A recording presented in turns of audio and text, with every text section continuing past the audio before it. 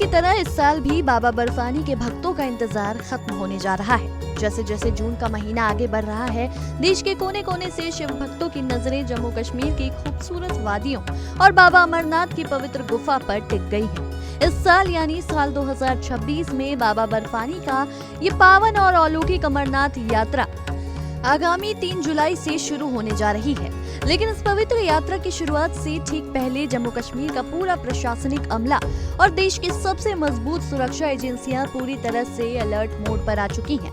यात्रा को पूरी तरह सुरक्षित, सुगम और सफल बनाने के लिए जम्मू में एक बेहद महत्वपूर्ण और हाई लेवल सुरक्षा समीक्षा बैठक आयोजित की गई। जम्मू के सबसे महत्वपूर्ण पड़ाव यानी भगवती नगर स्थित यात्री निवास बेस कैंप में तैयारियों का जायजा लेने के लिए खुद बड़े अधिकारी जमीन पर उतरे हैं।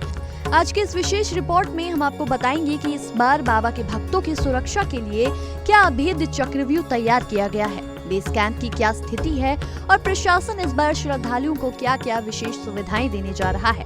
अमरनाथ यात्रा सिर्फ एक धार्मिक यात्रा नहीं है, बल्कि ये भारत की आस्था, संस्कृति और दुर्गम पहाड़ों के बीच छिपे सनातनी इतिहास का एक जीवंत प्रतीक है।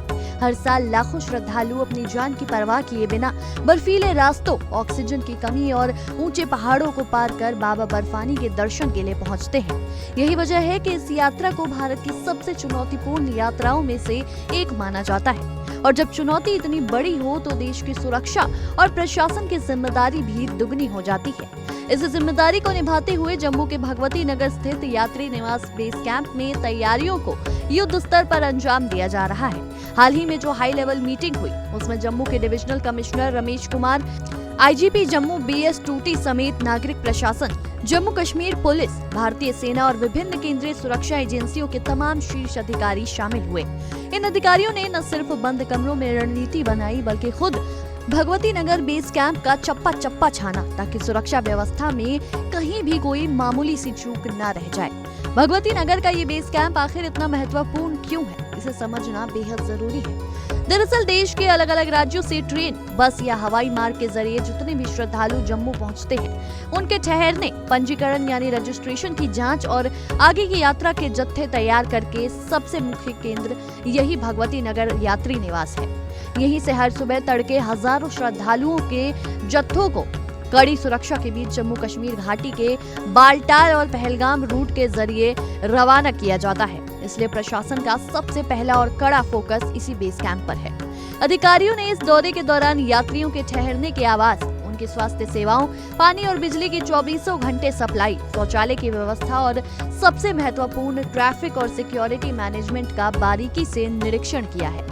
सुरक्षा की दृष्टि से इस बार का प्लान बेहद कड़ा और आधुनिक तकनीकों से लैस है। अधिकारियों ने साफ निर्देश दिए हैं कि लखनपुर प्रवेश द्वार से लेकर, जो कि जम्मू कश्मीर की एंट्री पॉइंट है, वहां से लेकर जम्मू कश्मीर राष्ट्रीय राजमार्ग और आधे कश्मीर घाटी के दोनों यात्रा मार्गों तक सुरक्षा का ऐसा पहरा होगा कि परिंदा भी पर न मार सके। हाईवे पर संवेदनशील इलाकों की पहचान कर ली गई है। इन रास्तों पर 24 घंटे CCTV कैमरों, ड्रोन कैमरों और आधुनिक हथियारों से लैस सुरक्षा कर्मियों की तैनाती की जा रही है।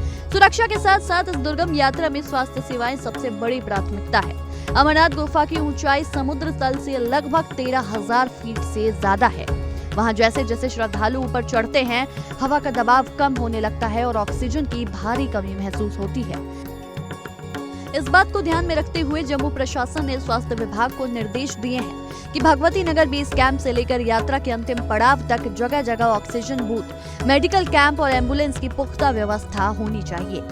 इस बार बेस कैंप में ही एक एडवांस मेडिकल सेंटर स्थापित किया जा रहा है, जहां आपातकालीन स्थिति से निपटने के लिए डॉक्टरों और पैरामेडिकल स्टाफ की टीमें 24 घंटे तैनात रहेंगी।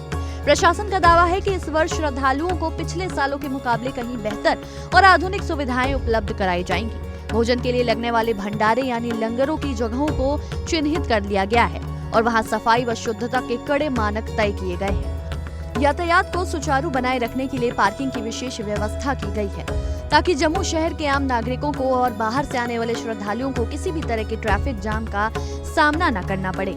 दोस्तों, अमरनाथ यात्रा का रूट जितना खूबसूरत है उतना ही खतरनाक भी। पहलगाम का पारंपरिक रूट हो या बालटाल का छोटा लेकिन संकरा रास्ता, दोनों ही मार्गों पर मौसम कब करवट बदल ले कोई नहीं जानता। कभी अचानक भारी बारिश, कभी भूस्खलन यानी लैंडस्लाइड, तो कभी अचानक बर्फबारी यात्रियों की परीक्षा लेती है। लेकिन भारतीय सेना, सीआरपीएफ, बीएसएफ और जम्मू कश्मीर पुलिस के जवान हर साल इन चुनौतियों के आगे एक मजबूत दीवार बनकर खड़े हो जाते हैं। इस बार भी आपदा प्रबंधन यानी डिजास्टर मैनेजमेंट की टीमों को विशेष ट्रेनिंग के साथ संवेदनशील पहाड़ी इलाकों में तैनात किया जा रहा है, ताकि किसी भी प्राकृतिक आपदा की स्थिति में तुरंत रेस्क्यू ऑपरेशन चलाया जा सके। प्रशासन और सुरक्षा एजेंसियों की इस मुस्तैदी को देखकर ये साफ है कि सरकार इस बार बाबा के भक्तों की सुरक्षा और सुविधा में कोई कसर बाकी नहीं छोड़ना चाहती। अमरनाथ यात्रा सिर्फ दो कम्युनिटीज के बीच की एक खूबसूरत पुल है, क्योंकि कश्मीर घाटी के स्थानीय लोग, चाहे वो टट्टू वाले हो, पालकी वाले हो या गाइड हो, वो बेहद गर्मजोशी और अपनेपन के साथ इन शिव भक्तों का स्वागत करते हैं। ये यात्रा भारत के गंगा जमुनी तहजीब और कश्मीरियत की सच्ची मिसाल पेश करता है। तो भाइयों और बहनों, अगर आप भी इस साल बाबा बर्फानी के दर्शन के लिए अमरनाथ यात्रा पर जाने का मन बना रहे हैं, तो प्रशासन द्वारा जारी की गई गाइडलाइंस का पालन जरूर करें।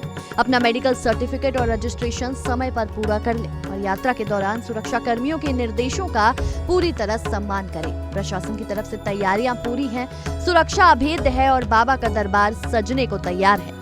बहरहाल, इसी खबर पर देखिए हमारे संवाददाता विकास अब्रोल की ये खास रिपोर्ट।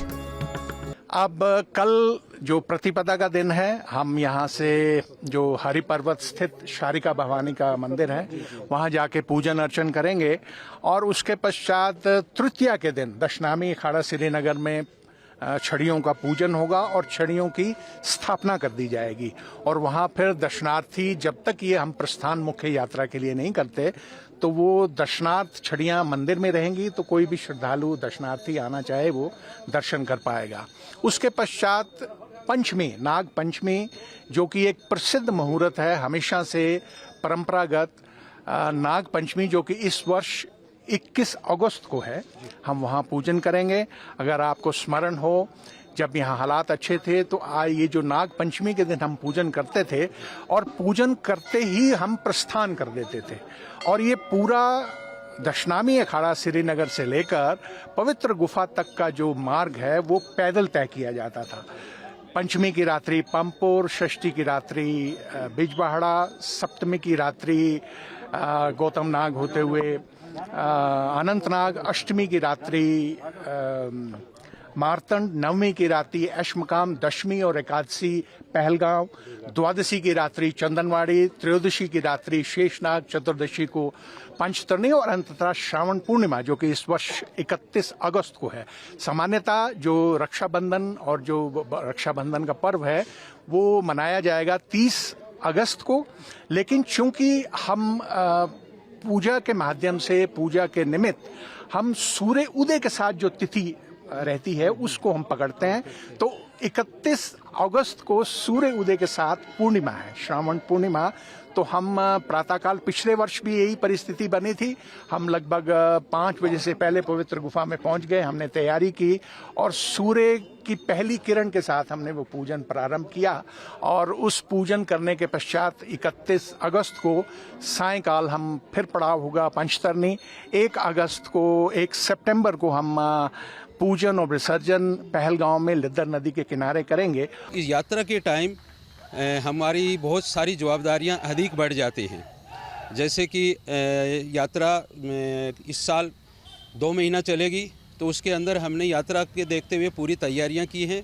स्पेशल, जैसे मेरे पीछे हमारी जो क्यूआरटी है वो स्पेशल प्रैक्टिस कर रही है, जो कि कभी कहीं पे भी कुछ एक्सीडेंट होने पे या कुछ सूचना मिलने पे ये तुरंत एक्शन करती है। ऐसी क्यूआरटी हमने छोटी छोटी क्यूआरटी हर कंपनी में बनाई है, जैसे हमारे निगरोटा में एक है, नंदनी में एक है, बाटर बलियान में एक है, राउंड विलेज में एक है, धर्मतल में एक है, टमाटर मोड़ पे, जो कि सारी क्यूआरटी छोटे छोटे ग्रुप में 8-10 की छोटी है, जो वहाँ अपना अपना एरिया को देखती है। ये जो क्यूआरटी है वो पूरी यूनिट की है, जो कि पूरा एरिया करती है। ये स्पेशल होती है, इनकी टर्निंग भी स्पेशल होती है। ये डेली अपना फिजिकल भी 10 से 15 किलोमीटर रनिंग करके करते हैं।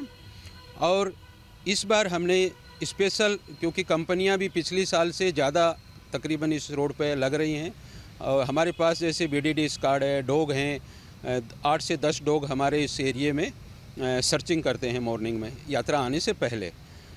प्लस मैं इस बार ये कहना चाहूँगा कि जैसे सिविलियन के तरफ मेरा मैसेज ये है कि बेहिचक होकर यात्रा करें, अच्छे से यात्रा करें। हम अपने एरिया में चिड़िया को भी पर नहीं मारने देंगे, इतनी हमारी तैयारी है इस बार। देखिए, अभी आपको हमने बताया फिजिकल और हथियार और